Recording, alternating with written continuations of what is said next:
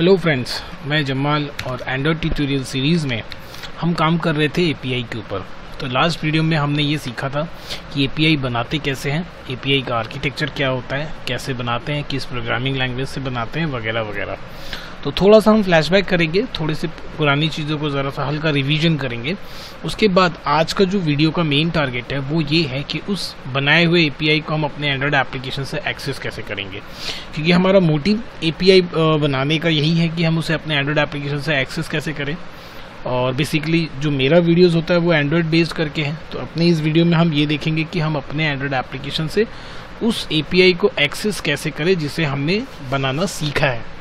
ठीक है, हम बिल्कुल शुरू से शुरुआत करते हैं, जहाँ पे हमने ये देखा था कि एपीआई हम अपने लोकल होस्ट सर्वर पे बनाते हैं। तो एपीआई देखिए, एपीआई बनाने के लिए बेसिकली आपको एक सर्वर चाहिए, एक ऐसा प्लेस जहाँ पे वो सर्वर इंस्टॉल्ड हो। बेसिस अगर हम अपने केस में बात करें तो हम वैम सर्वर पे बना रहे हैं। वैम सर्वर पे हमारे पास एक सर्वर साइड प्रोग्रामिंग लैंग्वेज होगा जो उसको सपोर्ट करेगा, विच इज़ हेयर PHP, और फिर एक डेटाबेस होगा। ठीक है, डेटाबेस केस में बेसिकली सारा काम तो हम डेटाबेस के लिए ही करते हैं। तो हम एपीआई जो बना रहे हैं उसमें डेटाबेस में वैल्यू इंसर्ट कर रहे हैं, फिर वहाँ से फेच कर रहे हैं वगैरह वगैरह, यही सारा काम कर रहे हैं।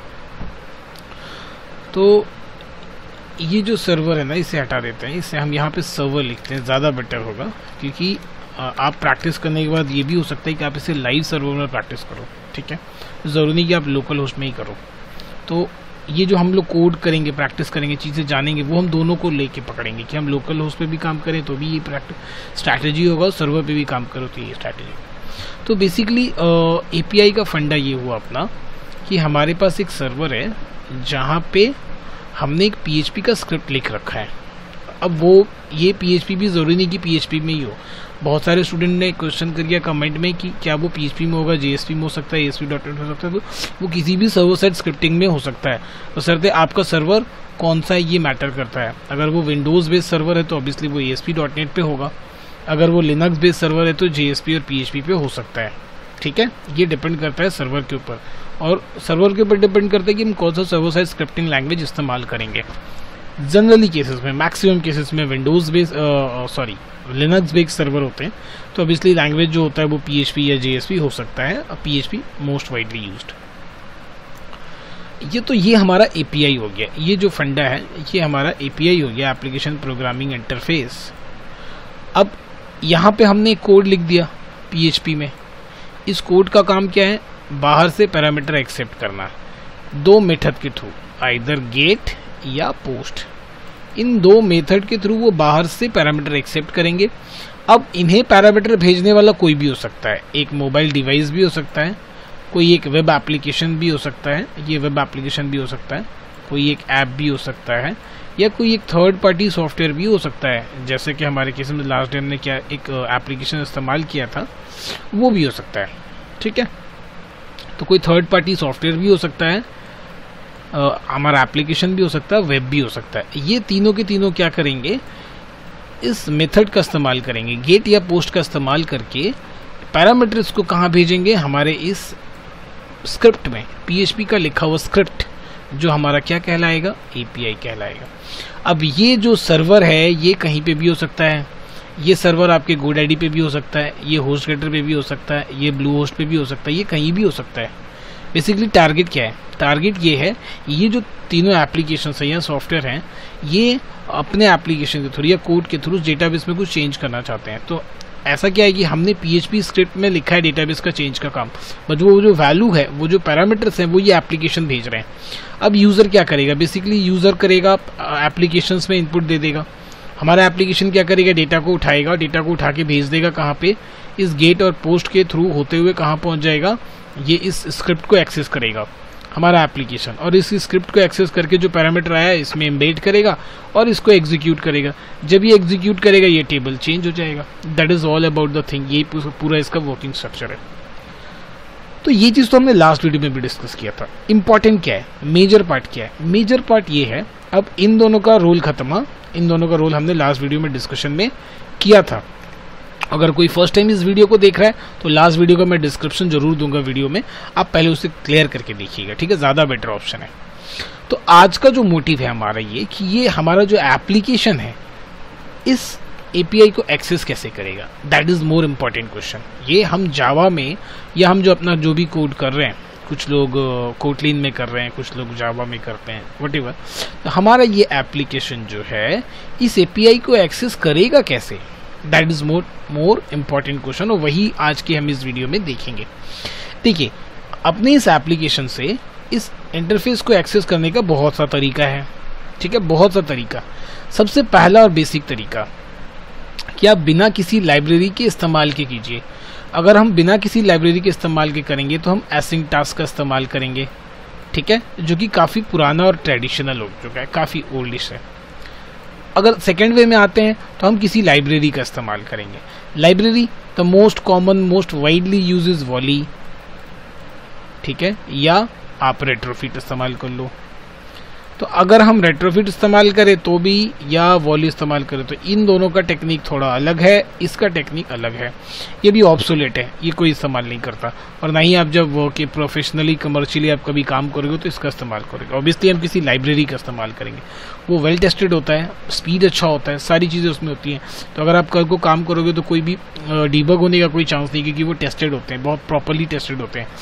हमें सिर्फ उसका इम्प्लीमेंटेशन करना सीखना और उसका यूज़ करना, क्योंकि लोग लाइब्रेरी बनाते किस लिए, बहुत सारे लोगों ने बहुत सारा मेहनत करके कुछ बनाया, कुछ आउटपुट किया, तो अब हम उसका इस्तेमाल करेंगे ना, है ना। तो हम वॉली लाइब्रेरी का इस्तेमाल करके देखेंगे कि हमारा एप्लीकेशन कैसे इस API को एक्सेस करता है, ठीक है।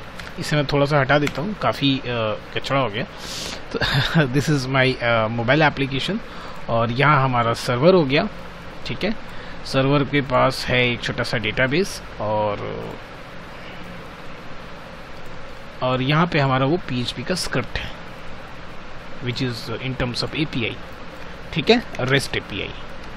एक API जिसमें हम पैरामीटर भेज रहे हैं और वो कुछ काम कर रहा है और हमें कुछ रिटर्न कर रहा है, that is what about rest API, okay, and nothing. सबसे पहली बात कि चीज़ों को ना हम टर्म्स के थ्रू इतना टफ कर देते हैं कि वो हमारे दिमाग में ना जल्दी जाता ही नहीं है। तो आप पहले चीज़ों को ना आसान करना सीखिए।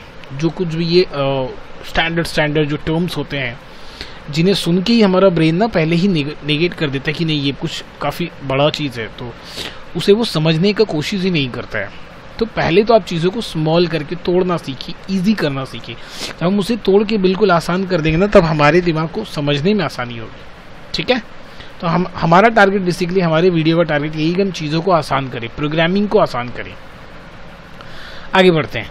तो द मेन टास्क की हमें आज सीखना है कि ये जो बीच का जो मीडिएटर है ये कौन है और इसका इस्तेमाल कैसे करना है। तो ये कौन है भाई, ये है वॉली लाइब्रेरी है, और हमारा एप्लीकेशन क्या करेगा, यहाँ से जो भी इंफॉर्मेशन ये एक्सेप्ट करेगा, ठीक है, टेक्स्ट बॉक्सेस के थ्रू ये पास करेगा इस वॉली में। वॉली कॉल करेगा किसको, इस API को, इस फाइल को, जो भी नाम से बना होगा, और वो फाइल भी डेटाबेस में डेटा भेजेगा। फिर ये फाइल रिटर्न करेगा, तो रिटर्न किसको करेगा, वॉली को ही रिटर्न करेगा, और वॉली से डेटा फिर हम जहाँ चाहे वहाँ डिस्प्ले करवाएंगे अपने एप्लीकेशन में। वॉली से हम चाहते हैं कि टोस्ट में डिस्प्ले हो, तो यहाँ पे हम टोस्ट में डिस्प्ले करेंगे। वॉली से चाहते हैं हम किसी टेक्स्ट व्यू के अंदर कंटेंट आउटपुट डिस्प्ले हो, तो हम किसी टेक्स्ट व्यू के अंदर आउटपुट डिस्प्ले करेंगे। या वॉली से हम चाहते हैं कि किसी हम रिसाइकलर व्यू में मल्टीपल इन्फॉर्मेशन इंसर्ट करके रिसाइकलर व्यू में डिस्प्ले करें, तो रिसाइकलर व्यू में डिस्प्ले करेंगे, ठीक है। तो बेसिकली आज हम पहले इंसर्ट करना सीखेंगे। वॉली के थ्रू इस रेस्ट API को कॉल करेंगे और इन्फॉर्मेशन इंसर्ट करेंगे, ठीक है। तो ये एक डायग्राम हो गया, एक आउटर्नल स्ट्रक्चर हो गया वॉली का। अब वॉली के अंदर जाएंगे हम, वॉली के अंदर देखेंगे कि इसके अंदर कितने कंपोनेंट्स और वो कैसे काम करता है। ये बिल्कुल आउटर्नल स्ट्रक्चर हुआ, जहाँ पे हमारा मोबाइल एप्लीकेशन हो गया, हमारा वॉली हो गया, हमारा API हो गया, ठीक है। और ध्यान रहे, अब ये API अगर आपकी होस्ट किसी लाइव सर्वर पे है तो आपको लगेगी IP, किसी लाइव सर्वर पे है तो आपको लगेगा IP, या डोमेन नेम से भी काम हो सकता है। सपोज जैसे कि अपने abc.com में आपने API फोल्डर के अंदर आपने अपना API सपोज सेट डेटा नाम का अपना API बना रखा है, ठीक है। तो अपने ये इस्तेमाल करेंगे, और जो लोग लोकल होस्ट पे काम कर रहे हैं वो क्या इस्तेमाल करेंगे, वो अपना लिखेंगे लोकल होस्ट, उसके बाद API फोल्डर का नाम, फिर हमारे सॉरी फोल्डर का नाम एंड देन एपीआई का नाम। अब यहाँ पे ना इस नेमिंग ये जो लोकल होस्ट है और इसके बदले और भी 2-4 चीज़ें हैं, ये अलग अलग जगह पे अलग अलग तरीके से काम करती है। अगर हम मशीन पे डायरेक्ट अपने ब्राउज़र पे एक्सेस कर रहे हैं अपने कंप्यूटर पे, तो हम लोकल होस्ट लिखेंगे। अगर हम ये अपने एमुलेटर में इस्तेमाल कर रहे हैं, ध्यान रहे, अगर हम अपने एमुलेटर में इस्तेमाल करें तो इंस्टीड ऑफ लोकल होस्ट वहाँ हम लिखेंगे 10.0.2.2 10.0.2.2 ये लिखना है, ठीक है। और अगर हम अपने किसी मोबाइल डिवाइस का इस्तेमाल करें जो कि हमने कनेक्ट कर रखा है थ्रू यूएसबी, तो फिर उसका टेक्निक और स्ट्रैटेजीज अलग है, वो मैं आपको बाद में दिखाऊंगा। पहले ये जानते हैं कि अगर हम अपने एमुलेटर पे काम करते हैं तो आईपी एड्रेस ये हो जाएगा। तो instead of writing local host हम लोकल होस्ट नहीं लिखेंगे, हम क्या लिखेंगे 10.0.2.2 लिखेंगे, ठीक है।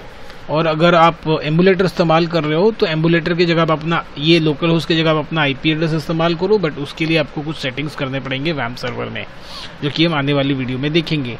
पहले ये मान के चलते हैं क्योंकि वाइडली यूज्ड एमुलेटर ही लोग करते हैं, तो अपने ये 10.0.2.2 का ही इस्तेमाल करेंगे। ये तो हम कोड करते समय आपको दिखाएंगे। द इम्पॉर्टेंट थिंग कि ये आउटरनल स्ट्रक्चर तो क्लियर हो गया। अब ये जानते हैं कि वॉली कैसे काम करता है। वॉली के अंदर चलते हैं और वॉली के अंदर का इंटरनल स्ट्रक्चर देखते हैं। चलिए, अब वॉली ना 2 तरीके में काम करता है। वॉली को 2 हिस्से में बांट देते हैं हम। चलिए, ये हो गया वॉली का पहला मॉड्यूल, फिर वॉली का दूसरा मॉड्यूल।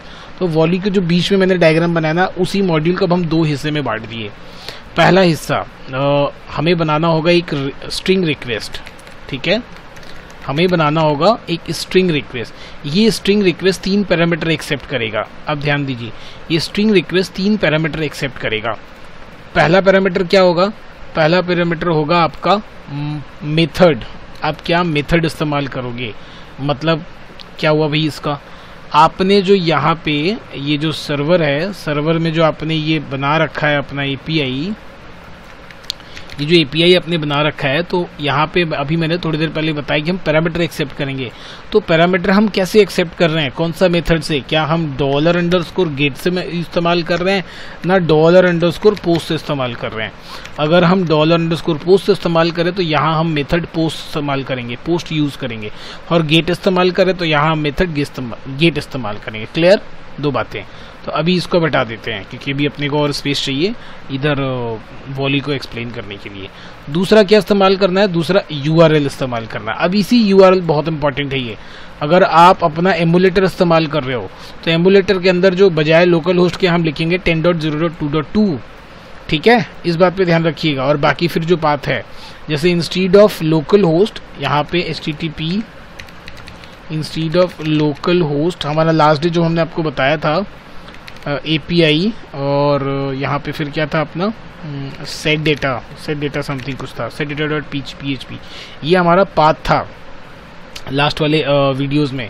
बट अगर हम एमुलेटर से इस्तेमाल करेंगे तो एमुलेटर में हो जाएगा, एस तो नहीं है, सॉरी, लोकल होस्ट में यहाँ पे हो जाएगा 10.0.2.2। उसके बाद हमारा API फोल्डर नेम, जो फोल्डर नेम जिसके अंदर हमारा ये फोल्डर स्ट्रक्चर रखा हुआ है, उसके बाद सेट डेटा, और ये हो गया हमारा क्या फाइल का नाम। तो instead of this local host we will write this 10.0.2, तो ये हमारा चला जाएगा यहाँ।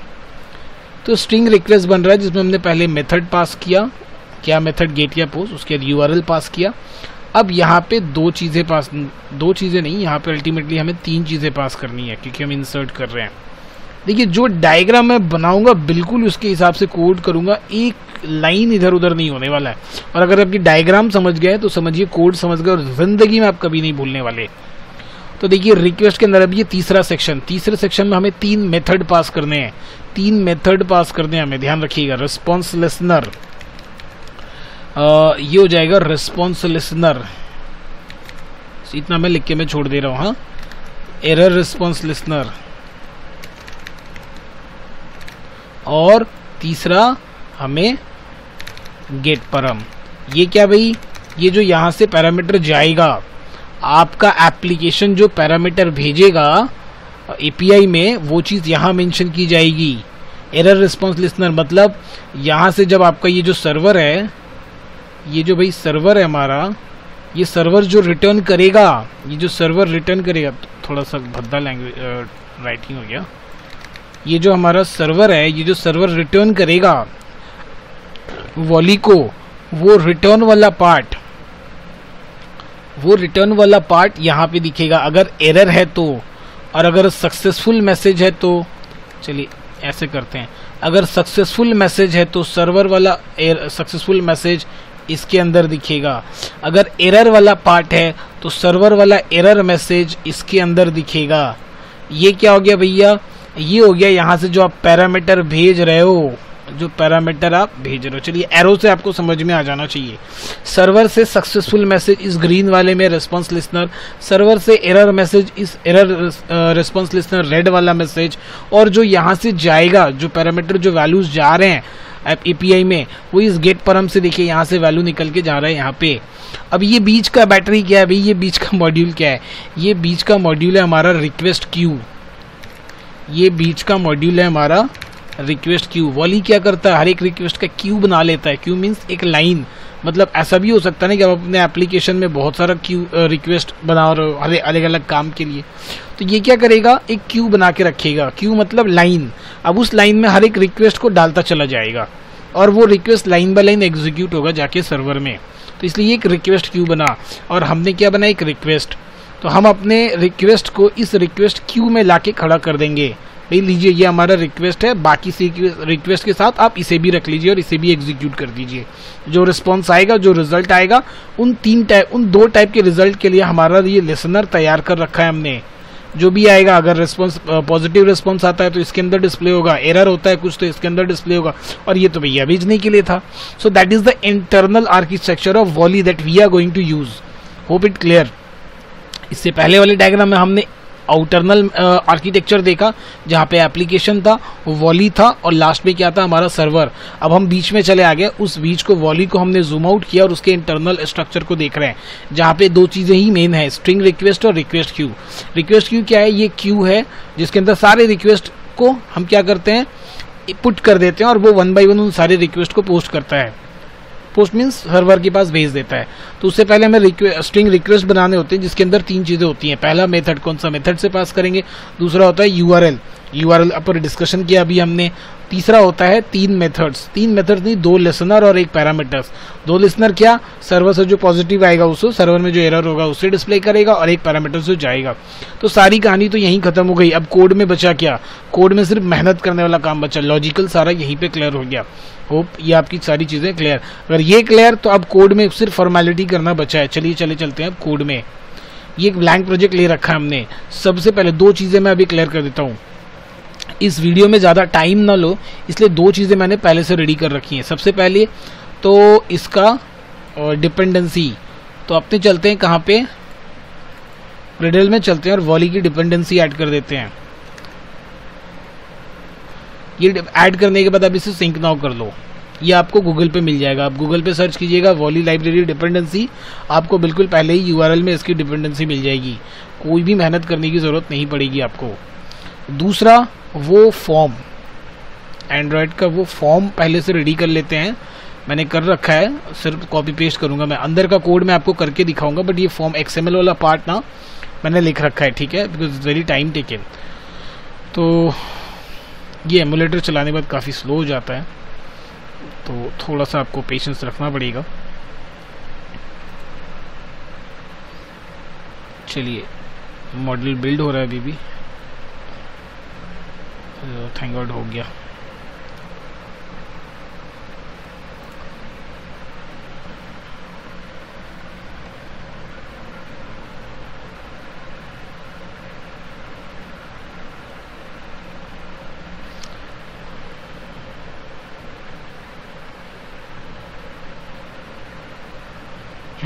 ठीक है, यहाँ जाते हैं। ये हमारा XML फाइल है, ठीक है, जहाँ पे वो डिज़ाइन वाला पार्ट अपने को बेसिकली करना होता है। और जो बाय डिफ़ॉल्ट किस पे होता है, बाय डिफ़ॉल्ट ये कॉन्स्टेंट लेआउट पे होता है। तो ये कॉन्स्टेंट लेआउट पे अभी हम काम नहीं करेंगे, हम काम करेंगे लीनियर लेआउट पे।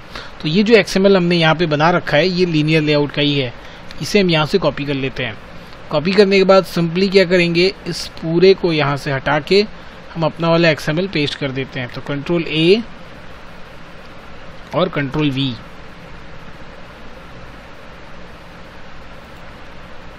देखिए हमने वहाँ से हटा दिया। और इसमें आप समझ लेते हैं ऐसा कुछ भी बहुत स्पेस साइंस वाला कुछ भी नहीं है इसमें, सिंपली एक लीनियर लेआउट है जिसकी क्या कहते हैं ओरिएंटेशन वर्टिकल कर दिया है।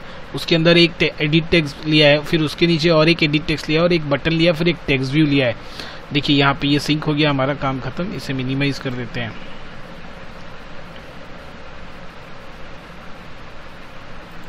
चलिए, तो एक एडिट टेक्स्ट, फिर दूसरा एडिट टेक्स्ट, फिर एक बटन एंड देन एक टेक्स्ट व्यू।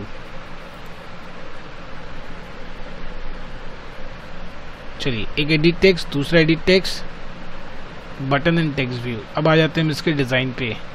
आपको डिज़ाइन दिखा देते हैं कि ये डिज़ाइन पे दिख क्या रहा है। So that is what all. एक एडिट टेक्स्ट, दूसरा एडिट टेक्स्ट और एक बटन और एक टेक्स्ट व्यू जिसका टेक्स्ट कुछ भी नहीं है, खाली है, और ये एक लीनियर लेआउट पे काम कर रहा है। बट कुछ तो गड़बड़ हुआ, ये वाला छूट गया। चलिए ठीक है, एवरीथिंग इज फाइन, डन। अब आ जाते हैं मेन एक्टिविटी में। सारा काम हो गया, अब बस 2 मिनट का काम है। अब ये पेंट आप दोबारा एक बार देख लो, ये पेंट एक बार आप दोबारा देखो। बस इसी को मैं कोड में बदल देने वाला हूँ, इसी डायग्राम को मैं कोड में बदल देने वाला हूँ। तो कोड में आते हैं। तो हमने यहाँ पे क्या किया है, 2 टेक्स्ट बॉक्सेस लिए हैं, एक बटन लिया है, एक टेक्स्ट व्यू लिया है। 2 टेक्स्ट बॉक्सेस का नाम क्या है, T1 T2, बटन का नाम है B1, ID B1 है, और टेक्स्ट व्यू है TV1। यहाँ पे आते हैं। चलिए क्या करते हैं, एडिट टेक्स्ट ले लेते हैं हम, edit text T1 and T2। उसके बाद हम टेक्स्ट व्यू ले लेते हैं। यहाँ पे हम ले लेते हैं TV1 एंड अपने को लगेगा बटन B1। उसके बाद नेक्स्ट काम, यहाँ पे इसकी हम रेफरेंस क्रिएट कर लेते हैं। तो ये edit text find v by id r.id.t1, ठीक है। टाइम बचाने के लिए इसे कॉपी पेस्ट कर देते हैं। यहाँ पे हो गया T2 और यहाँ पे भी हो गया T2। ये हो गया हमारा TV1 और इधर भी TV1। But the thing is कि ये हमारा एक टेक्स्ट व्यू है, इसलिए इसको हम कर देते हैं टेक्स्ट व्यू। अब आ जाते हैं B1 में। सो B1 इक्वल टू, ये तो हमारा बटन है। उसके बाद find v by id r.id.b1, ठीक है। अच्छा, अब करना क्या है, बी बटन 1 के क्लिक पे हमें सारा काम करना है। सो b1.set on click listener, new view on click listener. और यहाँ पे हम क्या करते हैं, एक मेथड को कॉल कर देते हैं, प्रोसेस डेटा नाम का एक मेथड बनाते हैं। यहाँ पे आप किसी भी नाम से बना सकते हो, ध्यान रहे आप किसी भी नाम से मेथड बना सकते हो। अब प्रोसेस डेटा के अंदर इन दोनों का डेटा हमें भेजना है। तो क्या लिखेंगे हम, t1.getText.toString और फिर t2.getText.toString। चलिए यहाँ पे आते एक मेथड बना लेते हैं, पब्लिक वॉइड प्रोसेस डेटा, और वहाँ पे जो ऊपर से 2 हम भेज रहे हैं, स्ट्रिंग नेम, स्ट्रिंग ईमेल। देखो यहाँ रिसीव कर लिए। ध्यान रहे इसे आप फाइनल कर लो, बाद में दिखाएंगे फाइनल। चल कर ही लेते हैं, यहाँ फाइनल कर लो। क्यों फाइनल किया मैं बताऊंगा, क्योंकि इसे हम एक दूसरे लिसनर के अंदर इस्तेमाल करेंगे। ये दोनों का इस्तेमाल एक लिसनर के अंदर होने वाला है, इसलिए अपने को फाइनल करना पड़ेगा, अदरवाइज वो कंपाइलर खुद ही इसे फाइनल कर लेगा। अच्छा, ये तो हो गई इधर की बात। अब स्ट्रिंग रिक्वेस्ट, तो स्ट्रिंग रिक्वेस्ट में जब ये हम स्ट्रिंग रिक्वेस्ट बनाएंगे तो अपने को क्या क्या लगेगा, मेथड, URL, ये दोनों लगेगा, और बाकी ये 3 इंप्लीमेंट करने हैं। तो पहले ये URL हम रेडी कर लेते हैं। URL कहाँ पे, आप एक बार कोड देख लीजिए, सेट डेटा कहाँ पे ये फाइल है, आप ये फाइल देख लीजिए, यहाँ पे आपको दिखेगा। ये मैंने ड्रीमवीवर इस्तेमाल कर रखा है, आप कोई भी एडिटर इस्तेमाल कर सकते हो। मेरे F ड्राइव में वैम्प इंस्टॉल है, वैम्प के अंदर www डायरेक्टरी के अंदर API फोल्डर है, उस API फोल्डर के अंदर setData.php। अब बस ध्यान, इसे हम एक्सेस कैसे करते हैं, ब्राउजर में। तो ब्राउजर में देखिए यहाँ पे क्या लिख रखा है हमने, लोकल होस्ट।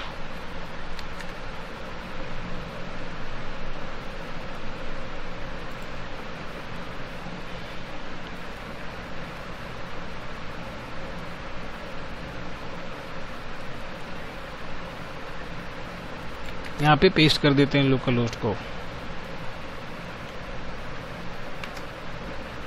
चलिए, तो ये क्या करेगा, जो रूट फाइल है उसे ओपन करके दिखा देगा। अब लोकल होस्ट में देखिए यहाँ पे ना अपने को मिल जाएगा API वाला फोल्डर। API फोल्डर को ओपन कर लेते हैं। ये हो गया हमारा site.php। अगर हम इसे एग्जीक्यूट करते हैं ना तो ये एरर खाएगा। एरर खाएगा, क्यों एरर खाएगा? क्योंकि पैरामीटर तो हम पास नहीं कर रहे हैं, है ना। ये पैरामीटर देखिए इंसर्टेड दिखा दिया क्योंकि ब्लैंक वैल्यू यहाँ पे इंसर्ट हो गया। ब्राउज पे आप क्लिक करके देखोगे तो आपको एक ब्लैंक वैल्यू दिखेगा विद ID 1। ठीक है, कोई बात नहीं, इसे रहने देते हैं। तो ये हमारा URL लोकल होस्ट। तो ये इस URL को यहाँ से कॉपी करते हैं और हम एंड्रॉयड में चले आते हैं। यहाँ पे क्या करते हैं, private static final string URL, उसको हम यहाँ पेस्ट कर देते हैं। बट जैसा कि हमने अभी इससे डिस्कस किया कि इस लोकल होस्ट को हम किस में कन्वर्ट कर देंगे, इस वाले में 10.0.2.2 में। तो यहाँ हम क्या लिखेंगे, 10.0.2.2, बस काम खत्म। ये आपका URL रेडी हो गया। सो URL रेडी। अब मेथड इसको इम्प्लीमेंट करना है। चलिए वापस आते हैं। अब इसके अंदर आपको क्या करना है, स्ट्रिंग रिक्वेस्ट बनाना है। डायग्राम देखिए क्या बनाना है, स्ट्रिंग रिक्वेस्ट। सब कुछ यहाँ से मैं करूँगा, स्ट्रिंग रिक्वेस्ट। तो इधर आते हैं, एक स्ट्रिंग रिक्वेस्ट बनाते हैं। उसका नाम हम रिक्वेस्ट दे देते हैं न्यू स्ट्रिंग रिक्वेस्ट। क्या पैरामीटर पास करने, डायग्राम देखिए, मेथड पास करना, URL पास करना, फिर ये इन तीनों का डेफिनेशन पास करना, मेथड पास करना हमें। तो मेथड के लिए क्या लिखेंगे भाई हम, देखिए रिक्वेस्ट डॉट मेथड डॉट, बहुत सारे मेथड आ गए। अपना क्या है, पोस्ट को इस्तेमाल करना है। नेक्स्ट क्या पास करना है, URL पास करना है। नेक्स्ट अब 3 मेथड। तो क्या करना है, आपको लिखना है न्यू रिस्पॉन्स, बस इतनी सी बात लिखनी है, बाकी ये खुद ही लेके आ जाएगा आपके पास। बस एंटर प्रेस करना है। ये पहला वाला हो गया ऑन रिस्पॉन्स। फिर यहाँ पे नीचे आना है, कॉमा देना है, दूसरा वाला मेथड न्यू, फिर रिस्पॉन्स लिखिए, वो खुद ही आपको लाके दिखा देगा कि क्या इस्तेमाल करना है, एरर लिसनर। फिर तीसरे में अब आपको क्या करना है, यहाँ पे आके, ठीक है। उसके बाद फिर आपको यहाँ पे तब सेमीकोलन देना है। यहाँ पे आगे तीसरा मेथड इस्तेमाल करना। देखिए 1 by 1 मैंने किया। हाँ, इसके अंदर गेट परम, ये वाला दिस वन मैप गेट परम, ठीक है, ये भी रेडी हो गया। ये जो सिलेक्टेड पाथ है इसे आप डिलीट कर दो। अब यहाँ पे क्या करना है, पैरामीटर भेजना है। देखिए ध्यान से देखिए, मैंने क्या बोला, पैरामीटर भेजना है। तो चलिए यहीं से इसी का डेफिनेशन से शुरू करते हैं, पैरामीटर से। तो पैरामीटर भेजने के लिए 1 by 1 करके नहीं भेजेंगे, 1 पैरामीटर 2 ऐसे नहीं करके भेजेंगे। हम एक मैप को ऑब्जेक्ट बनाएंगे, उस मैप के ऑब्जेक्ट के अंदर सारे पैरामीटर्स को पुट करेंगे और एक बार में उस ऑब्जेक्ट को पास कर देंगे। तो कैसे बनाएंगे भाई, मैप, और इसके अंदर आपको दिख भी रहा है। तो स्ट्रिंग 2 बार ये दोनों पैरामीटर, उसके बाद पैरामीटर नहीं टाइप, मैप का एक ऑब्जेक्ट बना लेते हैं न्यू हैश मैप, और यहाँ पे फिर ये बन गया ऑब्जेक्ट। अब इस ऑब्जेक्ट के अंदर हम पुट करेंगे। सो पुट, यहाँ पे एक बहुत इंपॉर्टेंट बात है। क्या इंपॉर्टेंट बात है भाई, ये जो की है, की का वही नाम होगा जो आपने यहाँ पे कोड में, आपके जो यहाँ पे ये जो आपका API है, API में जो आप ये रिसीव कर रहे हो $_post नेम, इसको वही चीज़ बिल्कुल यहाँ पे लिखना है।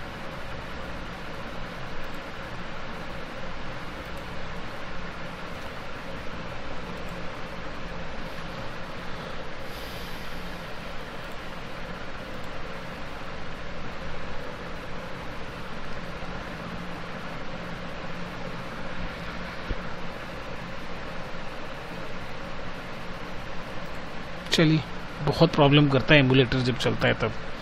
तो यहाँ पे नेम, और यहाँ पे हम क्या करते हैं, ये जो हमने पैरामीटर में देखिए यहाँ पे ले रखा है ना नेम, वो नेम आ गया। फिर इसे कॉपी करते हैं, पेस्ट कर देते हैं, और यहाँ पे हम डाल देते हैं दूसरा वाला ईमेल। और ध्यान रहे कि इसका नाम भी ईमेल ही है, ठीक है। ये मुझे याद है, मैं दोबारा ड्रीमवीवर नहीं ओपन करूँगा, अदरवाइज ये फिर से स्लो हो जाएगा। देन रिटर्न, और यहाँ पे इस मैप को हम रिटर्न कर देंगे। इसका काम ख़त्म। ये थर्ड वाले का काम खत्म, ठीक है। पेंट में आ जाइए, इसका काम खत्म। अब आ जाते हैं रिस्पॉन्डेड, इसका तो कुछ काम ही नहीं है, बस यहाँ से जो आ रहा है। अब हमारे केस में कुछ काम नहीं है। अब आप कोई बड़ा प्रोजेक्ट कर रहे हो, आपको जो रिस्पॉन्स आ रहा है उसको लेके फिर दोबारा कुछ काम करना है, तो उसमें काम है। बट हम क्या कर रहे हैं, जो रिस्पॉन्स आ रहा है हमें बस वो डिस्प्ले करना है, तो हमारे केस में कोई काम नहीं है। सारा कुछ रेडी करके आपको दे दिया। ऑन रिस्पॉन्स में ये जो रिस्पॉन्स आ रहा है बस आपको इसी का इस्तेमाल करना है। तो हम चाहते हैं कि वो जो दोनों टेक्स्ट बॉक्स है ना, उसे भी हम पहले खाली कर दें। तो इन दोनों में हम क्या करते हैं, ब्लैंक कर देते हैं। T1 को ब्लैंक कर देते हैं, T2 को ब्लैंक कर देते हैं। T1 T2 दोनों को ब्लैंक कर दिया हमने। उसके बाद क्या कर रहे हैं, ये जो TV1 है ना उसमें हम सेट टेक्स्ट और उसके बाद ये रिस्पॉन्स को हम सेट कर दे रहे हैं। ठीक है, तो रिस्पॉन्स आपका स्ट्रिंग ही है, कुछ चेंज नहीं करना है।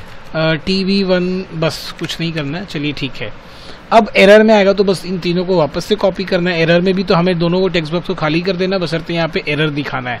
ये एरर को ना आपको टू स्ट्रिंग में कन्वर्ट करना पड़ेगा, is not a type of string.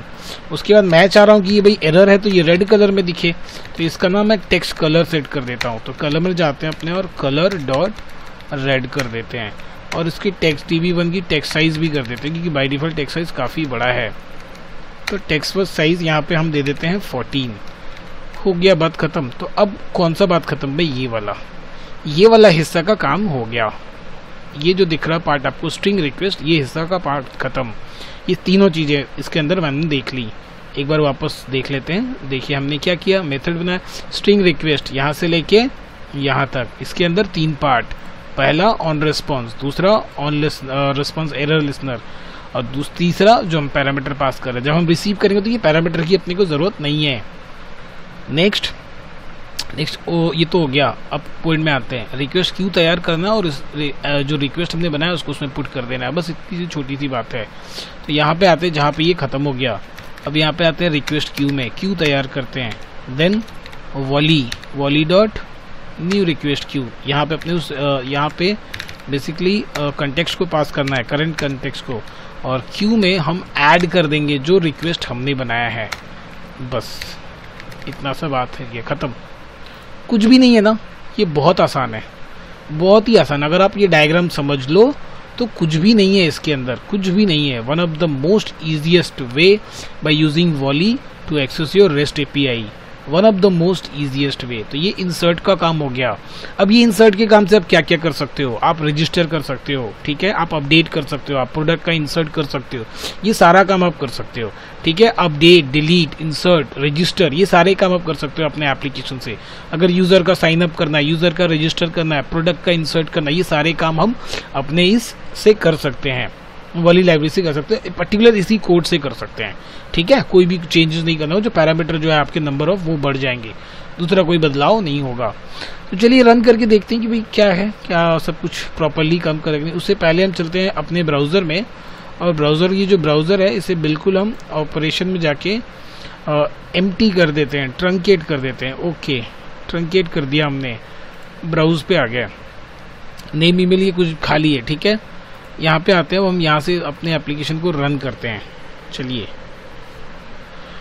Run करने के बाद हम चेक करके देखेंगे अगर प्रॉपरली सारा डेटा अगर हमारा इंसर्ट हो जाता है, मतलब ब्राउज़र पे जहाँ पे अभी देखा डेटाबेस में जिसे हमने ट्रंकेट किया, वहाँ पे हमारा नया इंसर्टेड रिकॉर्ड हमें दिखाएगा।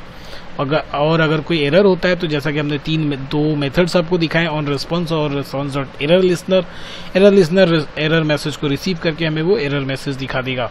और अगर सक्सेसफुली इंसर्ट होता है तो ऑन रिस्पॉन्स में हमारा सक्सेसफुल मैसेज, रिस्पॉन्स वाला मैसेज हमें दिख जाएगा। थोड़ा सा वेट कर लेते हैं, यहाँ पे पुराना एप्लीकेशन रन हुआ है। चलिए हो गया।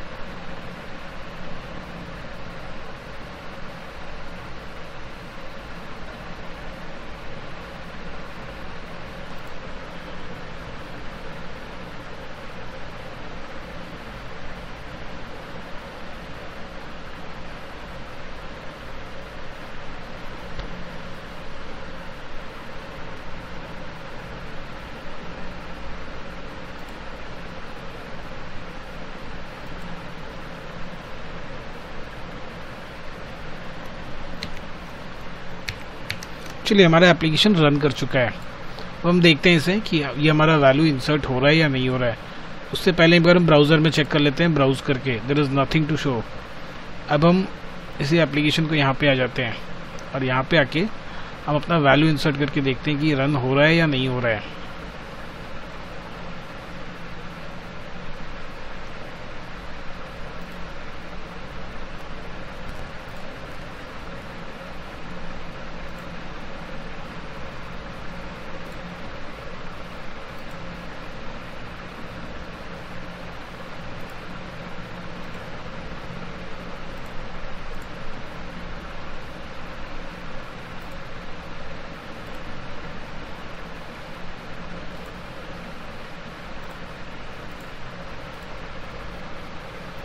एक बार हम बंद कर देते हैं इससे और दोबारा स्टार्ट करते हैं।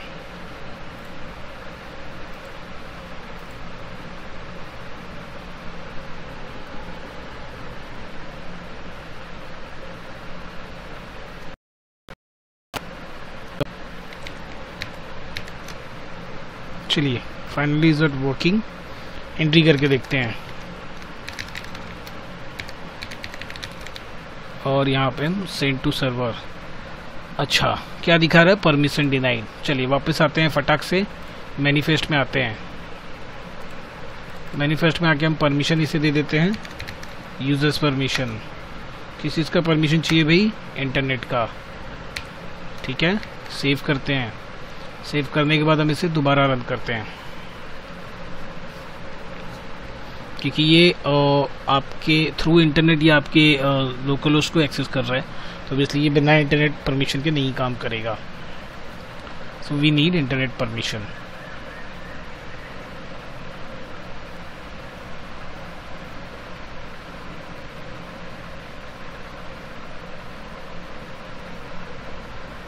चलिए फाइनली लॉन्च हो गया। अब एंट्री करते हैं